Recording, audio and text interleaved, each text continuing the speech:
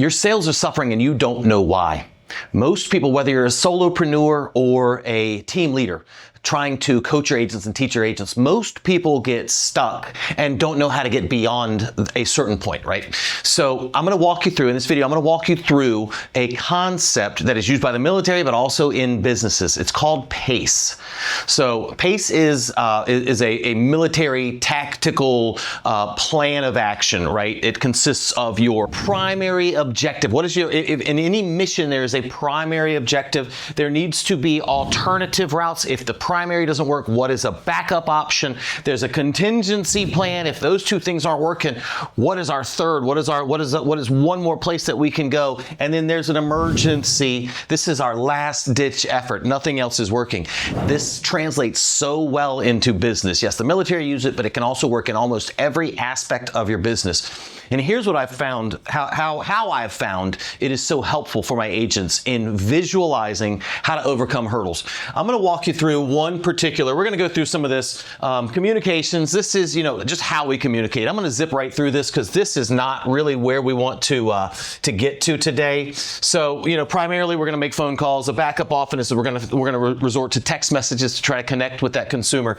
After that, we are going to, what's another way of connecting with that Zoomer? We do a lot of Zillow leads. We have a lot of referral partners that we utilize. Zillow is just one of them. But for this example for my team, we can use Zillow messages. That is a trusted source that they're already using. So if we use that source to communicate with them, that may be a way that they respond better than our cell phones. And then as an emergency measure, we're going to email. Some people, this is a primary, so this could be shifted, but we're going to zip right on through some of this stuff. I want to take you to the home search process. This is where most people fall apart in either the primary or the alternate state. When we start with any consumer, right, we're starting with tell me about the home that you're looking for, tell me the price that you can afford, and let's go shopping.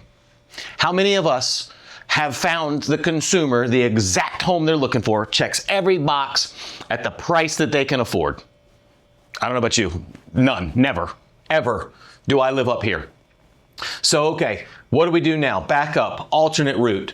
Where are we going to go to if we can't find the house that they want at the price that they can afford? We're going to have to start making some adjustments, right? We're going to have to make some concessions with ourselves. We're going to have to compromise a little bit and adjust our price, right? Or maybe the size. Look, maybe you don't get as big a home as you want. We can come down a little bit in size, or maybe the location.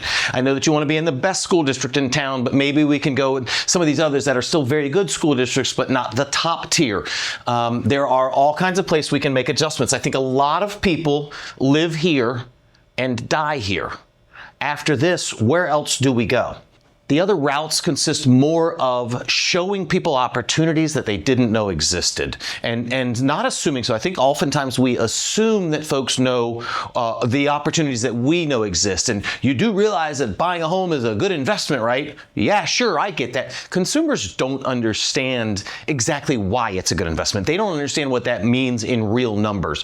So taking the time, if you've ever negotiated 3% towards from a seller towards a buyer's closing cost, they don't know what 3% means. When you tell a seller 3% actually means $24,000, whoa, that's different than what a 3. Yeah, I could. Mr. Buyer, do you have 3% to bring to the table? Sometimes people will say yes because they don't know 3. That's a small number. Yeah, I've got 3%. When you actually do the math for them, say 3% is $18,000. Oh, whoa, I didn't realize that. It's a whole different story, right? So we have to break things down in a way people understand. So if we are talking about the investment vision, listen, Mr. and Mrs. Buyer, I get that we are not finding the home of our dreams here. We are not able to get the home that we want at the price that we'd love. No big deal. We can still accomplish our goals. Here we go. Get out of the way. We're not getting that, right? That hasn't worked. We've adjusted the price. We're still not finding the home that we'd love. A lot of people feel like this is a 30-year investment. I've got to really buy a home that I love. Well, it doesn't have to be a 30-year investment. Mr. and Mrs. Buyer, are you really aware of the investment opportunities of being a homeowner? Have you ever heard of people getting rich by owning real estate, by owning multiple homes or flipping homes? Have you heard of it? Yeah, of course I have. Okay. Would you be interested in me showing you how to become a real estate investor? Use those words. Watch how many people spark up, say, yeah, heck yeah, especially first-time home buyers that are having a hard time getting into the home buying process. They think they're looking for that forever home. We've got to show them the vision, how it's not the forever home they're looking for, it's the for now investment that's going to help them get to that forever home. So Mr. and Mrs. Buyer, I'm going to show you how to become an investor. I'm going to show you how to flip homes. We're going to do it a little bit differently. Different from that rich guy you know on the other side of town who buys homes all the time and flips them in 2 months and sells it for a ton of money. We're going to do that same thing. We're just going to do it a little bit differently. We're not going to look for something that's in really rough shape. We're going to look for something that maybe needs a little bit of carpet, a little bit of paint, maybe some light fixtures. We're going to take that home and we're going to take, over the course of 3 to 4 years, we're going to make those small improvements. We don't have the cash that guy has, right? To go and do, to buy all of the flooring, to get the paint, to have a painter paint all the home, to get all of the things that need to be done out of pocket up front. So we're going to share with them a vision of how to do that over the long term. Maybe you're familiar with some of the large, hardware stores that have promotional programs where if you, spend X amount of dollars, we'll give you so many months with no interest on, on their credit card. If you do that one project at a time, put $2,400 on a Home Depot or a Lowe's type of card with 0% interest for 18 months or whatever it may be, and you take 6 months to pay that off. You do your flooring first. Maybe you do the common areas first. You do your living room, your dining room, the family room, the hallways, and you pay that off over 6 months. Maybe then you take all the furniture out of the bedrooms and you do all of the bedrooms. You pay that off over 6 months. We're going to do these projects little by little over the course of the next 3 or 4 years. We're going to make you an investor, just a longer term investor. We're going to sell this house. We're going to put $40,000, $50,000, $60,000 in your pocket. Now, let me ask you this. That home that we saw yesterday that you didn't like, if I told you didn't love it, but you kind of didn't hate it, if I told you I could make you $50,000 if you bought that home 4 years from now, if you bought that today, 4 years from now, I could make you $50,000, would you buy that home?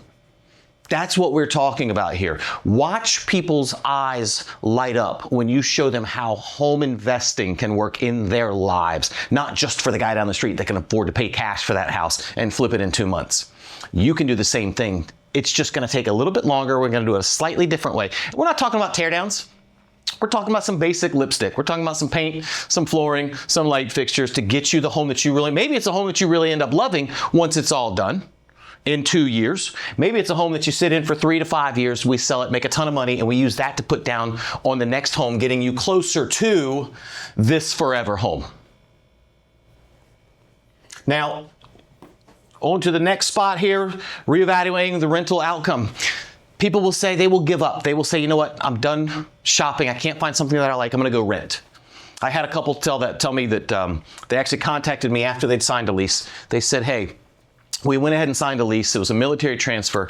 They would not entertain a townhome for us. They would not entertain purchasing a townhome. They called us out of the clear blue, said, hey, sorry to tell you, we just ended up decided to rent in military housing. I said, hang on a second. Military housing in our area, they're pretty much all townhomes, aren't they? Yeah. I said, I thought you refused to live in a townhome. Oh, well, we just didn't want to buy one.